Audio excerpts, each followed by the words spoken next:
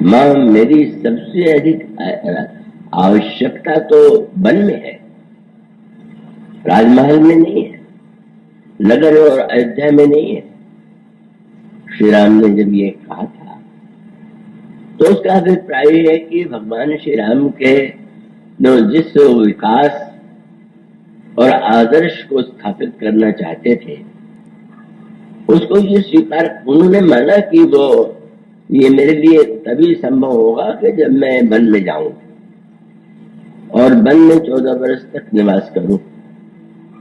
तो भगवान राम ने कोई कविता में जैसी बातें कही जाती है वैसा कुछ नहीं था।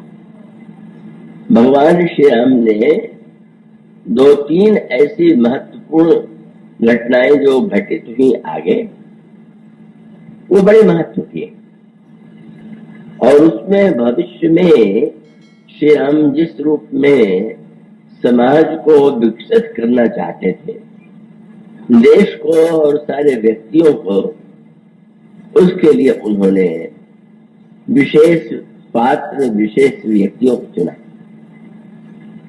और उसमें सबसे पहला सूत्र जो है और बड़े महत्व का है कि जब प्रभु बन जा रहे थे तो महाराज श्री दशरथ तो इतने व्यग्र थे, वे नहीं चाहते थे कि बन जाए, लेकिन वो बोल नहीं पा रहे थे। तो उन्होंने सुमंत्री जी से कहा कि तुम रथ लेकर जाओ और उनसे कह रहा कि वो 14 वर्ष के स्थान पर केवल 4 दिन में ही वो मेरी इच्छा पूरी हो जाएगी, प्रतिज्ञा पूरी हो जाएगी और रथ पर बैठा करके वन में उन्हें घुमाना और उसके बाद तुम चले आना। भगवान श्री राघवेंद्र से जब यह प्रस्ताव सुमंत जी ने किया तो भगवान राम ने सुमंत जी को सम्मान देते हुए भी कहा, आप प्रधानमंत्री हैं, आप धर्म का रहस्य जानते हैं, क्या ये उचित होगा? क्या आपको ये लगता है कि मैं पिताजी की आज्ञा का पालन, क्योंकि तर्क यही था कि अगर महाराज दशरथ ने 14 वर्ष के लिए आज्ञा भी दिया तो आज्ञा तो कभी अपने मुंह से उन्होंने नहीं दिया, केवल महारानी कैकेयी ने कहा और वे चुप रह गए। तो इसको कैकेयी ने बताया कि ये सिद्ध हो गया कि ये मौन जो है स्वीकृति का लक्षण है, स्वीकार कर रहे हैं। महाराज श्री दशरथ ने कहा, ये आज्ञा तो मैं अपनी वाणी से दे रहा हूं और देश के प्रधानमंत्री को दे रहा हूं कि 14 वर्ष वन में रहने की आवश्यकता नहीं है, केवल 4 दिन वन में घूम करके चले आओ। भगवान श्री राम ने कहा, प्रधानमंत्री जी, मैं आपको बड़ा सम्मान देता हूं, पर आज्ञा का अर्थ क्या है? आप जिसे पिताजी की आज्ञा कह रहे हैं 4 दिन में लौट आने की, तो आज्ञा वस्तुतः विवेक की स्थिति में नहीं दी गई है। जो हमारे प्रति उनकी ममता है, उतना प्यार है, या मेरी कोमलता के प्रति जो उनकी धारणा है, उसी से उन्होंने कहा है। आज्ञा तो आज्ञा तभी मानना चाहिए जब वो विवेक की स्थिति में दिया जाए।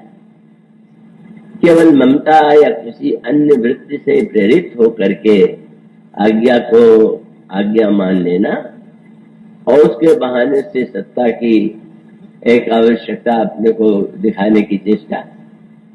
अगर कोई व्यक्ति कहे कि मुझे तो इस पद की आवश्यकता नहीं है, पर आप लोग चाहते हैं तो आज्ञा पालन में कर रहा हूं, एक शिष्टाचार सा बन गया, तो ये तो सत्य नहीं। आपके मन में इच्छा है, आप ये कह रहे हैं कि मेरी इच्छा नहीं। भगवान श्री राम ने जो नया चिंतन दिया समाज को, वो पहला चिंतन वही था कि आज्ञा के बहाने हमें वह कुछ नहीं करना चाहिए कि जिसके द्वारा हमारे स्वार्थ का एक समर्थन जैसा दिखाई दे। और वस्तुतः कई लोग आज्ञा का जो अर्थ लेते हैं वो सच में विचित्र सा होता है। मुझे स्मरण आता है, कानपुर से ही कहीं मैं जा रहा था और प्रथम कक्षा थी जो ऐसी की होती है, और मेरे सामने दो महानुभाव और बैठे हुए थे,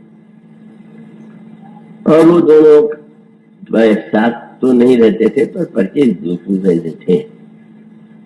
तो एक ने सिगरेट जलाया और जलाने के बाद पीने के पहले अपने मित्र से कहा कि ये लो, तुम भी लो।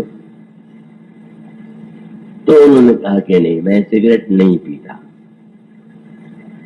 क्यों नहीं पीते? तो उन्होंने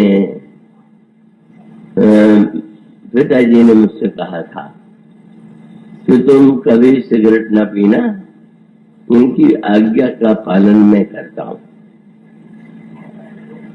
वो गहरे मित्र थे तो उन्होंने कहा कि यार सिगरेट नहीं पी रहे हो पर शराब तो पी लेते हो। उन्हें शराब के विषय में पिताजी ने कुछ नहीं कहा था, इसलिए हम उसके विषय में स्वतंत्र। हमारा आज्ञा का अर्थ यही हो, पिताजी ने आज्ञा जो दी उसमें जो हमें पसंद आई और वो हमारा बना लिया। पिताजी ने नहीं कहा तो मुझे छूट है। लोगों पर ये छाप पड़ी कि इनमें कोई इच्छा नहीं, और उस व्यक्ति ने इस बहाने से अपनी इच्छा भी पूरी कर लिया। तो श्री राम तो जो आदर्श, जो विकास का दर्शन था, उन्होंने कहा ये कोई विकास नहीं हुआ, धर्म का विकास भी तो होना चाहिए। और विकास का तात्पर्य क्या है? भगवान राम ने यही कहा। आप जानते हैं पिताजी इस समय जो कुछ कह रहे हैं वो मेरे प्रति ममता के कारण कह रहे हैं। इसे मंत्री राम उठाई प्रबोधा, तात धर्म मत तुम सब सोधा। आपने तो धर्म के रास्ते को जाना है, आप ऐसा न कहिए।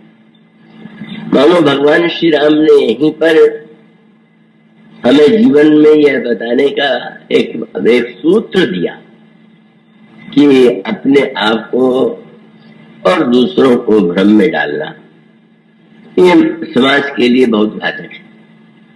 आप पढ़ते हैं ना, राजा प्रताप बावन की जो कथा है उसका स्वरूप यही।